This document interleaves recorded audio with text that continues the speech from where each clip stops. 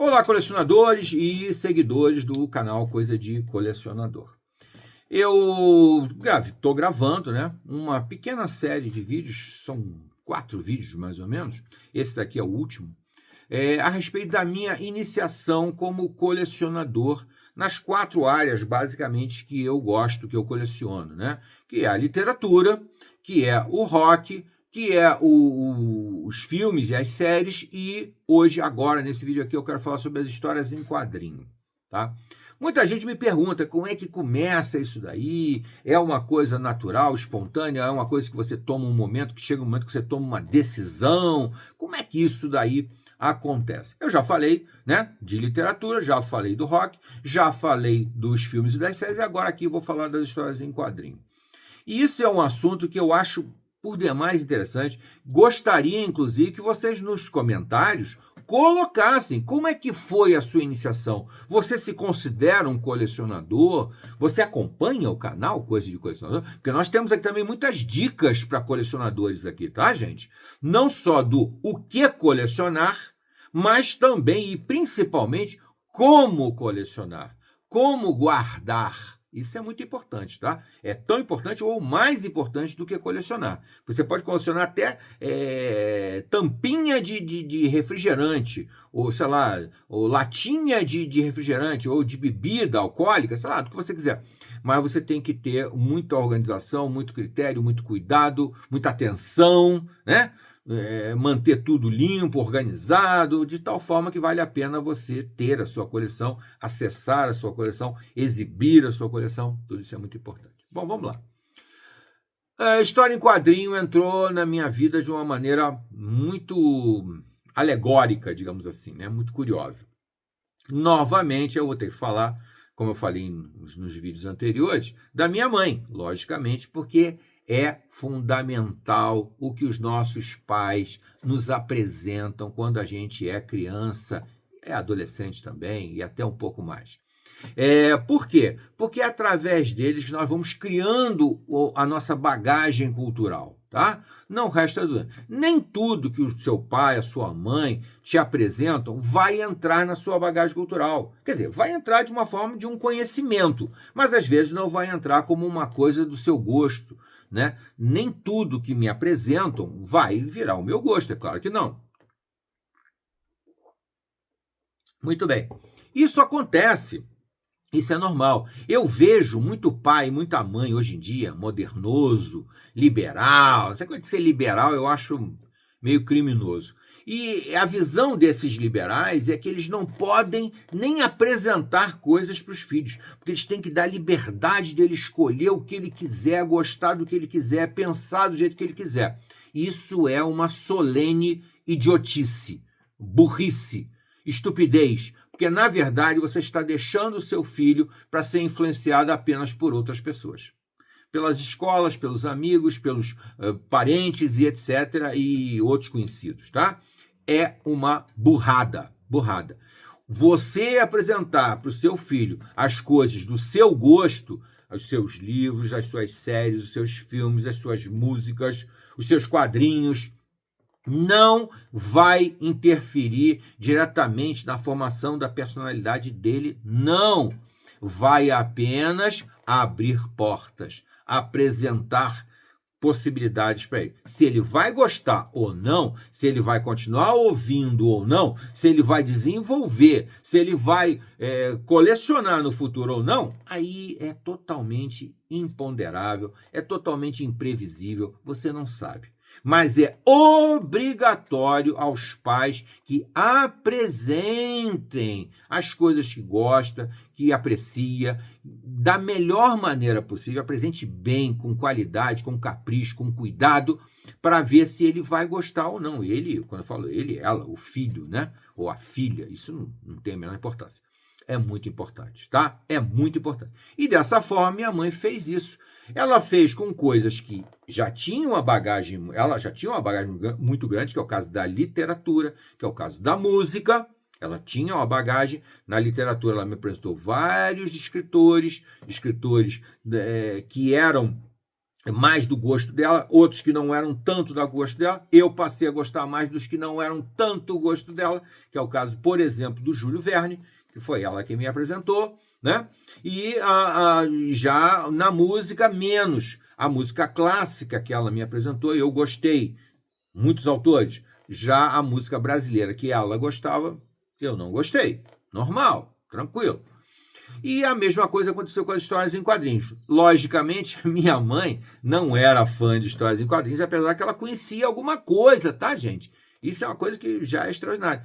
Quando eu comecei a ler, e eu comecei pela Marvel, né, a minha mãe já reconheceu ali o Capitão América, reconheceu ali o Namor, que na época dela de garota, ela chegou a ter acesso a quadrinhos do Namor e do Capitão América, da Timely, né, editora Timely americana, que era publicado no Brasil pela editora, não me lembro a editora, se era a editora do Globo, ou alguma coisa assim. E ela já tinha conhecimento. E quando no Brasil, nos anos 60, se anunciou que surgiriam aqueles famosos desenhos desanimados, o pessoal já apelidou no futuro, apelidou de desenhos desanimados, porque a animação era extremamente tosca, era muito simples mesmo, eram praticamente cenas dos quadrinhos que foram filmadas e foram colocadas numa sequência. Não tinha movimento praticamente nenhum, eram cenas estáticas, tá? O pessoal depois apelidou de desenhos desanimados, né?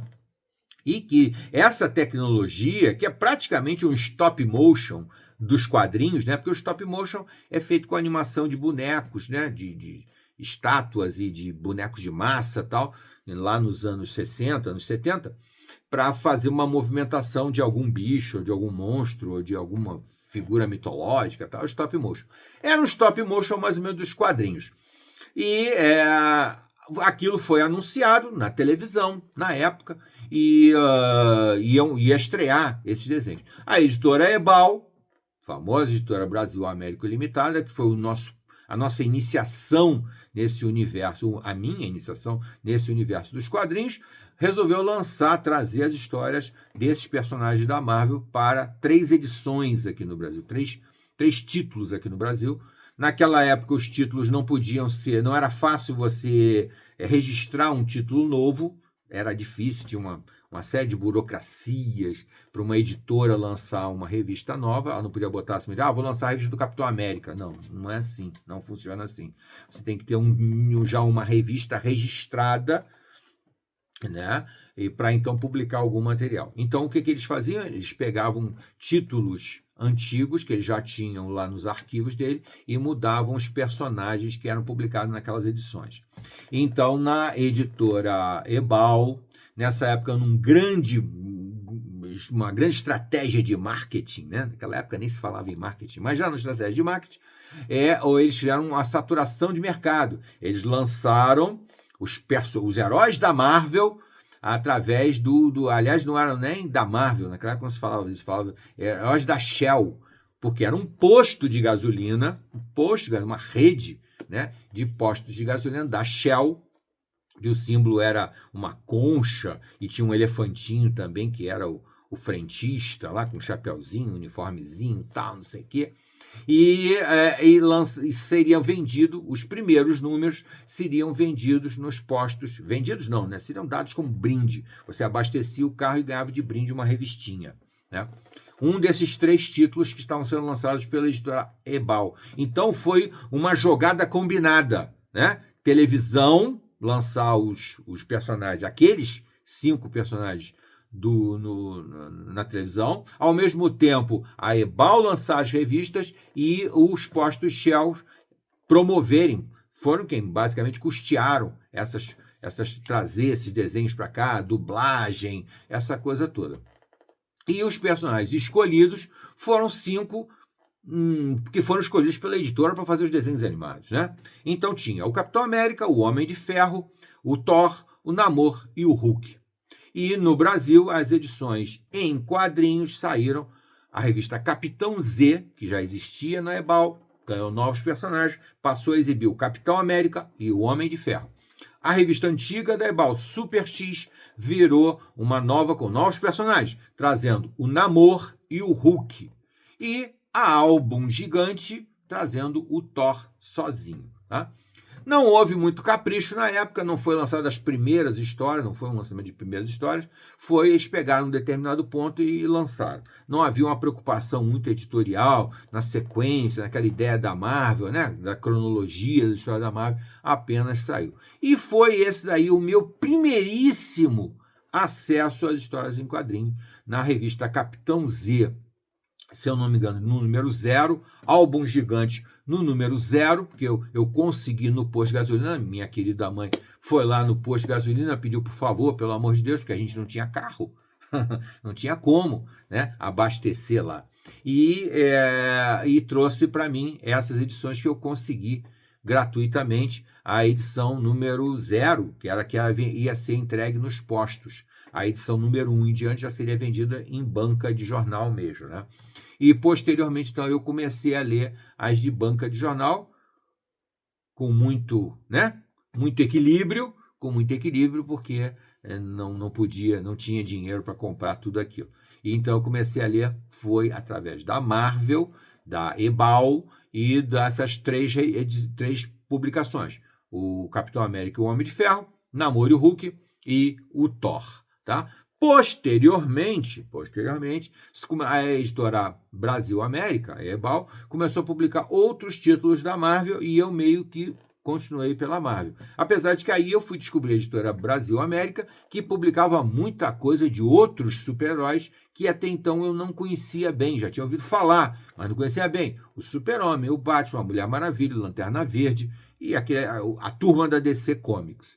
Mas o personagem que me cativou neste momento, o personagem que até então eu lia, mas não tinha assim... Ali, naquele primeiro momento, o meu personagem favorito já era o Homem de Ferro, que depois voltou a ser, né? Mas no segundo momento, as histórias do Homem de Ferro não me atraíram muito, né? E os outros heróis menos ainda. Eu até lia quando caía na minha mão, quando eu ganhava de alguém, tal, eu lia. Mas o personagem que realmente eu passei a querer comprar, o primeiro personagem que eu fui colecionar, que eu comecei a juntar as revistas, foi o Homem-Aranha, tá? Que era natural nos anos 70, porque o Homem-Aranha falava a linguagem dos adolescentes. Ele era o grande adolescente que o Stan Lee tirou da cartola de uma maneira extraordinária, né?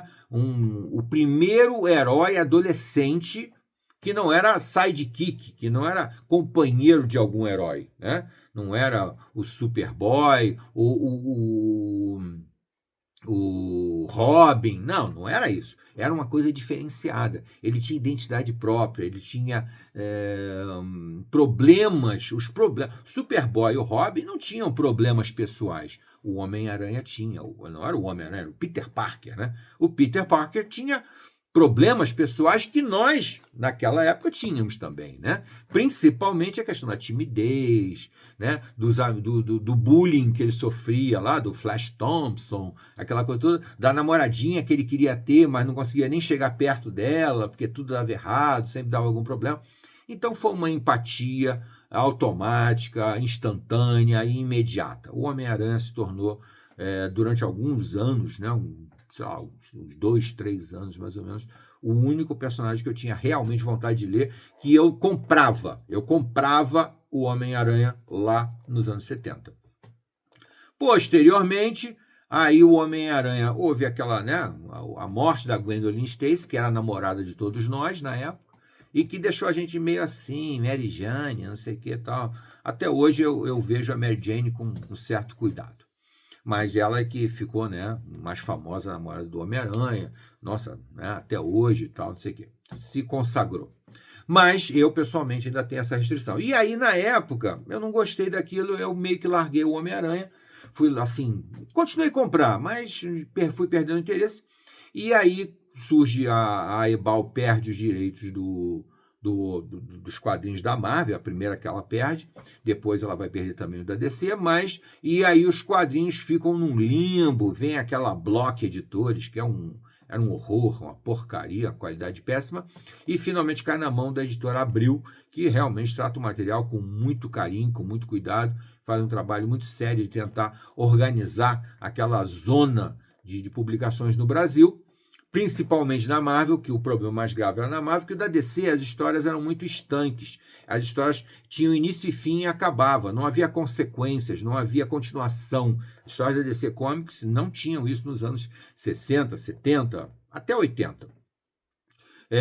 Na Marvel, não. Essa questão da cronologia sempre foi fundamental, prioritária, máxima, não sei o quê. Então, aí acontecia essa bagunça. Quando a editora Abril começa a publicar, principalmente na segunda fase, que na primeira fase eles lançam Heróis da TV, aproveitam um título que já existia, né, que publicava Hanna-Barbera, e lançam os personagens da Marvel em Heróis da TV. E lançam uma única revista, o Capitão América, pequenininha, fininha e tal, lá nos famosos formatinho, né, que era mais econômico, mais acessível e tal.